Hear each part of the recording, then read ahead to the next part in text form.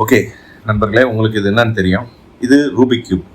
என்ட்ரோ Rubik என்ற Hungary நாட்டு architecture professor. அவர் இதை 1974 கண்டுபிடிக்கிறாரு. அதுக்கப்புறம் 1976 அவர் பேட்டன்ட் வாங்குறாரு. ஹங்கேரியன் கவர்மெண்ட்லேருந்து இதுக்கான ரைட்ஸ் வாங்குறாரு அவர். ஸோ அவரோட ப்ராப்பர்ட்டி ஆகுது இது. இதுக்கு ஃபர்ஸ்ட் அவர் வச்ச பேர் மேஜிக் பசில். அவர் வச்ச பேர் 1978 பென்டாங்கிள் பசில்ஸ் என்ற ஒரு கம்பெனிக்கு இதனோட ரைட்ஸை விற்கிறாரு. பணத்துக்காக இதை விற்கிறாரு. அவங்க என்ன பண்ணுறாங்க, ஐடியல் டாய் கார்ப்னு சொல்லிட்டு ஒரு யூஎஸ் கம்பெனிக்கு 1979 இது விற்கிறாங்க. ஸோ இன்னி வரலாம் அவங்க தான் இதனோட பேட்டன்ட்டை வச்சிருக்காங்க. அதுக்கப்புறம் இது ரூபிக்ஸ் கியூப் அவர் பேரோடய சேர்த்து இது ரூபிக்ஸ் கியூப்னே பேர் வச்சுட்டாங்க இதுக்கு. இன்னைக்கு உலகத்திலேயே இருக்கிற கேம்ஸ்லேயே ரொம்ப இந்த மாதிரி பசுல் கேம்ஸில் அதிகமாக விற்கப்படுற கேம்ஸ் அதுதான். உலகத்தில் அதிகமாக விற்கிற டாய்ஸும் இதுதான். இந்த கேமுக்கு 1980 Germany government game of the year கொடுத்துருக்காங்க. அதே மாதிரி 2014 யூஎஸ் கவர்மெண்ட் அவங்களோட national toy hall of fame என்ற இதில் பெஸ்ட் கேமோட பெஸ்ட் பசில் அவார்டு கொடுத்துருக்காங்க இதுக்கு. ஸோ இதை எப்படி சால்வ் பண்ணுறது அதுதான் நம்ம இந்த வீடியோக்குள்ளே பார்க்க போகிறோம். ஆக்சுவலாக இது நிறைய யூடியூபர்ஸ் இதை பண்ணியிருக்காங்க. ஆனால் என்ன பண்ணியிருக்காங்கன்னா எல்லாருமே ஒரே நாளில் எல்லா ஃபார்முலேஸும் கொடுத்துருவோம். ஒரு 1/2 hour to 45 minutes வீடியோவில் எல்லா ஃபார்முலாவும் போட்டு இதே மாதிரி எல்லா கலர்ஸும் எல்லா சைடும் வரதுக்கு எப்படி கொண்டு வரதுன்றதை டீச் பண்ணியிருக்காங்க. பட் நல்ல முன்முயற்சி அதில் இல்லைன்னு சொல்லலை. பட் என்னன்னா நம்ம ஸ்டூடெண்ட்ஸுக்கு எப்படின்னா வருஷம் ஃபுல்லாக படிச்சுட்டு கடைசியில் போய் எக்ஸாம் எழுதாலும் நல்லா பாஸ் பண்ணுவாங்க. ஒவ்வொரு லெசனாக கற்றுட்டு போனால் தான் நல்லா மண்டையில் ஏறும் நம்ம அப்படி தானே. அதனால் என்ன பண்ணுறோன்னா ஸ்டெப் பை ஸ்டெப்பாக இதை கற்றுக்க போகிறோம். ஒரு நாளைக்கு ஒரு ஸ்டெப், ஒரு 6 நாள் கிளாஸ் எடுக்கலாம் அப்படின்னு இருக்கேன். இன்னைக்கு Day 1 இதை ஸ்டார்ட் பண்ணுறோம். ஃபஸ்ட்டு இது ரூபிக் கியூப்னா என்னன்றது ஃபஸ்ட்டு தெரிஞ்சுப்போம். இதில் ஒயிட்டுக்கு பின்னாடி எல்லோ வரும், எப்போவுமே வெள்ளைக்கு பின்னாடி எல்லோ வரும். அதே மாதிரி ப்ளூக்கு பின்னாடி க்ரீன் வரும். அதே மாதிரி ஆரஞ்சு பின்னாடி ரெட் வரும். ஸோ மொத்தம் 6 பக்கம் இதுக்கு. இதுதான் ரூபிக் கியூப். 3x3 ரூபிக் கியூப்னு சொல்லுவாங்க. இதில் ஒயிட் வச்சு போனோம். இப்போ நமக்கு ஒரு எக்ஸாம்பிளுக்காக இது ஒயிட் சென்டரில் இருக்கிறது சென்டர் பீஸ்ன்னு சொல்லுவாங்க. இது எட்ஜ் பீஸ்ன்னு சொல்லுவாங்க. இது எட்ஜ் பீஸ். இந்த piece corner piece. 4 corner piece, 4 edge piece, ஒரு சென்டர் பீஸ். இதுதான் ரூபிக் கியூபோட மெயின் சப்ஜெக்ட். இதை நீங்கள் ஞாபகம் வச்சுக்கோங்க. நம்ம என்ன பண்ணலாம், இதில் எதனா ஒரு சைடை செலக்ட் பண்ணிவிட்டு அந்த சைட்லேருந்து நம்மளோட பஸ்ஸில் நம்ம எப்படி சால்வ் பண்ணுறதுன்றதை ஸ்டார்ட் பண்ணலாம். யூஸ்வலாக பொதுவாக எல்லாரும் பண்ணுற இது ஒயிட்டை தான் மேஜராக வச்சுட்டு பண்ணுவாங்க எல்லாருமே. நம்மளும் அதே மாதிரி பண்ண ஸ்டார்ட் பண்ணிடலாம். Okay viewers, welcome to Daventures once again. இன்றைக்கி ரூபிக் கியூபை ஸ்டார்ட் பண்ண போகிறோம். ஒரு நல்ல இன்ட்ரெஸ்டிங்கான சப்ஜெக்ட் வாலி முடிச்சிட்டோம். இப்போ அடுத்து ரூபிக் கியூபை ஸ்டார்ட் பண்ணுறோம். வியூவர்ஸ், ஒவ்வொரு நாளும் நான் கொடுக்குற லெசன்ஸை நீங்கள் கரெக்டாக அன்றைக்கி ஃபுல்லாக ப்ராக்டிஸ் பண்ணிங்கன்னா ரொம்ப சிம்பிள் லைஃப் லெசன்ஸ் தான் இருக்கும்போது அதை ப்ராக்டிஸ் பண்ணி வச்சிட்டிங்கன்னா அடுத்த ஃபார்முலாவோ அடுத்த சப்ஜெக்ட்டுக்கோ போகும்போது அடுத்த ஸ்டெப்பு போகும்போது உங்களுக்கு அதை ஃபாலோ பண்ணுறது ரொம்ப ஈஸியாக இருக்கும். ப்ராக்டிஸ் பண்ணுறது உங்களுக்கு ஈஸியாக இருக்கும். 1 வீக்கில் நீங்கள் இதில் எக்ஸ்பர்ட் ஆகிடலாம். நான்லாம் கிட்டத்தட்ட ஆரம்பிக்கும் போது 9 நிமிஷம் 10 நிமிஷம் ஆச்சு இது முடிக்கிறதுக்கு. இப்போ ஆல்மோஸ்ட் 2 நிமிஷம் தான். நானும் ரொம்ப சூப்பர் ஃபாஸ்ட்லாம் கிடையாது. 2.5 நிமிஷம் ஆகுது எனக்கு முடிக்கிறதுக்கு. இதை மேக்ஸிமம் நான் பெஸ்ட் டைம் முடிச்சதுன்னா 2 minutes 4 seconds நினைக்கிறேன். இது 40 செகண்டில் முடிக்கிறவங்களா இருக்காங்க, 40 செகண்ட் 30 செகண்டில் முடிக்கிறவங்களா இருக்காங்க. நீங்களும் எக்ஸ்பர்ட் ஆகலாம் இதில். இது எல்லாருமே இதுக்குன்னு டைம் ஒதுக்க முடியாமல் தான் இதை கற்றுக்காம நிறைய பேர் விட்டாங்க. நான்லாம் சின்ன வயசில் ஒரு சைடு மட்டும் தான் நான் போட்டிருக்கேன்.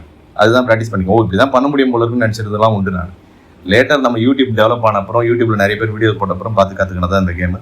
ஸோ இந்த பசில் எப்படி சால்வ் பண்ணுறன்றதை நம்ம ஒவ்வொரு ஸ்டெப்பாக இன்னையிலேருந்து பார்க்க ஆரம்பிக்க போகிறோம். ஓகே வியூவர்ஸ், போயிடலாம் உள்ள.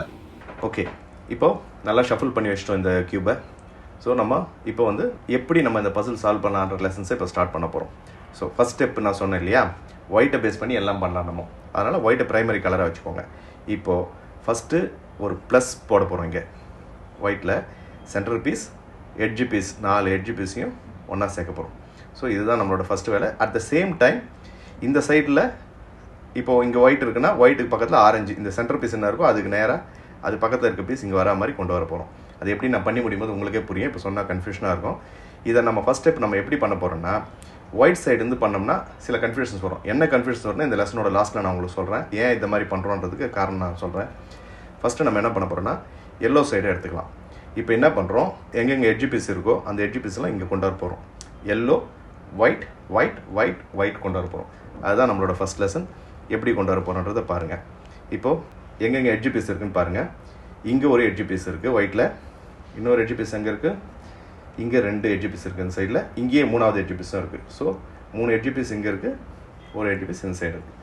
இப்போது இங்கே இருக்க எட்ஜ் பீஸை ஈஸியாக இங்கே கொண்டு வந்துடலாம். எப்படின்னா அப்படியே மேலே தூக்குனிங்கன்னா ஒயிட் இங்கே வந்துடுச்சு.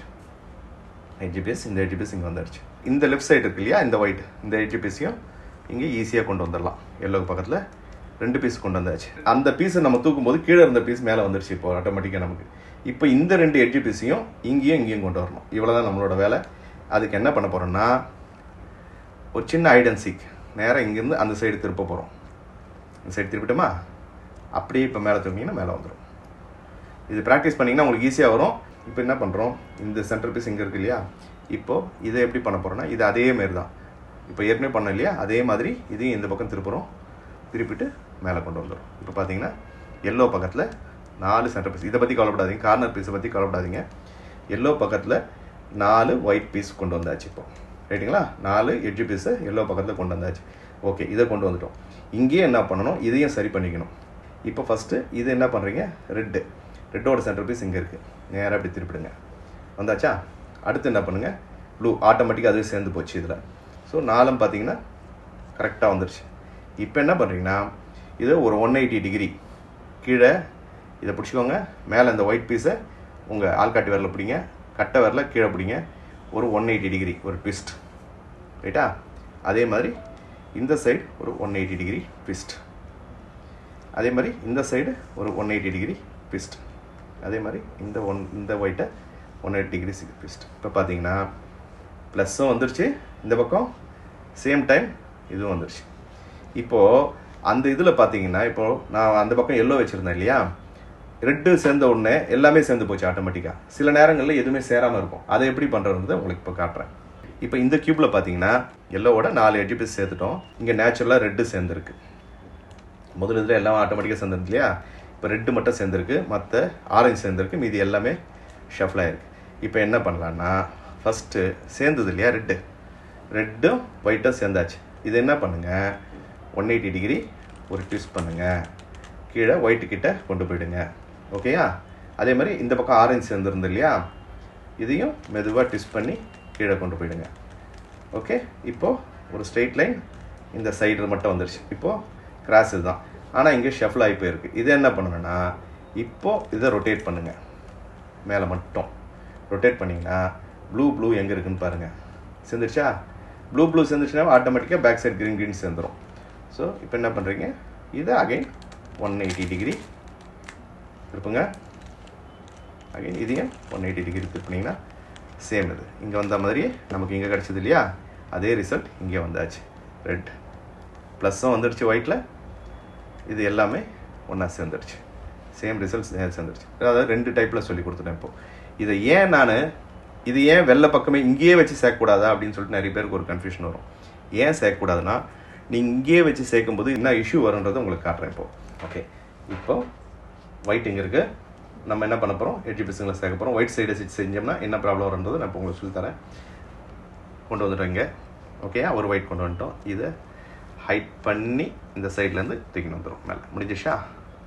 ஓகே, அடுத்தது என்ன பண்ணுறோம், இங்கே இருக்கார் அண்ணன், அவர் என்ன பண்ணுறீங்க, இந்த சைடு சேஃபர் சைடு திருப்பிடுங்க ஃபஸ்ட்டு. அப்புறம் மேலே சைடில் தூக்குறீங்க, சைடில் தூக்கிட்டு அப்படியே நேராக மேலே கொண்டு வந்துடுறீங்க. ஓகேயா? வந்துச்சு. இன்னொருத்தர் எங்கே இருக்கார், இங்கே இருக்கார், இவர் இங்கே கொண்டு வரணும். அப்போ என்ன பண்ணணும், இவரை இந்த சைடு மறைச்சி மேலே தூக்கிடுங்க. வந்துட்டாரா? இப்போ பார்த்தீங்கன்னா இது எல்லாமே ரெட்டும் ப்ளூவும் இருக்குது, ஆரஞ்சு ரெட் இருக்குது, க்ரீன் மட்டும் சேர்ந்துருக்கு. இப்போ இது எப்படி நீங்கள் சேர்ப்பீங்க, சிரமமாக இருக்கும். இதை சேர்க்கும்போது இது கலைஞ்சிரும், இது 2 சேர்ந்துருச்சு, இப்போ மற்றது கலைஞ்சிடுச்சு. இந்த குழப்பம் இருக்கக்கூடாதுன்றதுக்காக தான் எல்லோ பக்கம் சேர்த்துட்டு அதை அலைன் பண்ணி நம்ம ட்விஸ்ட் பண்ணி இந்த பக்கம் கொண்டு வரும்போது இந்த மாதிரி ப்ராப்பரான இது கிடச்சிடும் உங்களுக்கு. அதுக்காக தான் அந்த ஒயிட் சைடு சேர்க்காமல் எல்லோ சைடு சேர்க்குறோம். இதுதான் இன்றைய லெசன். இதை ப்ராப்பராக ப்ராக்டிஸ் பண்ணிங்கன்னா உங்களுக்கு எல்லாமே சரியாக வந்துடும். ஆக்சுவலாக இதில் எந்த ஃபார்முலாவும் நாங்கள் யூஸ் பண்ணல. இதுதான் ஃபஸ்ட் ஸ்டெப் நம்ம பண்ணியிருக்கிறது. இந்த ஸ்டெப்பை நல்லா ப்ராக்டிஸ் பண்ணுங்கள். ஒன்றுமே கிடையாது, ஒரு ப்ளஸ் போடுறதுக்காக பின்னாடி பக்கம் சேர்த்து இந்த பக்கம் கொண்டு வந்திருக்கோம். அவ்வளோதான் நம்ம பண்ணியிருக்கோம். ஓகே நண்பர்களே, இன்றைக்கி ஃபஸ்ட் நாள் லெசனில் இந்த ஒயிட்டில் ப்ளஸ் எப்படி போடுறது அண்டு சேம் டைம் சைடில் சென்டர் பீஸையும் எட்ஜ் பீஸையும் சேர்க்குறதுன்றது ஃபஸ்ட் நாளில் கற்றுக்கணும். அதாவது ஒயிட்டில் ப்ளஸ், சைடில் மீதி இருக்க 4 கலரும் சென்டர் அண்டு எட்ஜ் பீஸு கரெக்டாக கொண்டு வரது மட்டும் எப்படின்றத நம்ம ஃபஸ்ட் நாள் லெசனில் கற்றுக்கணும்.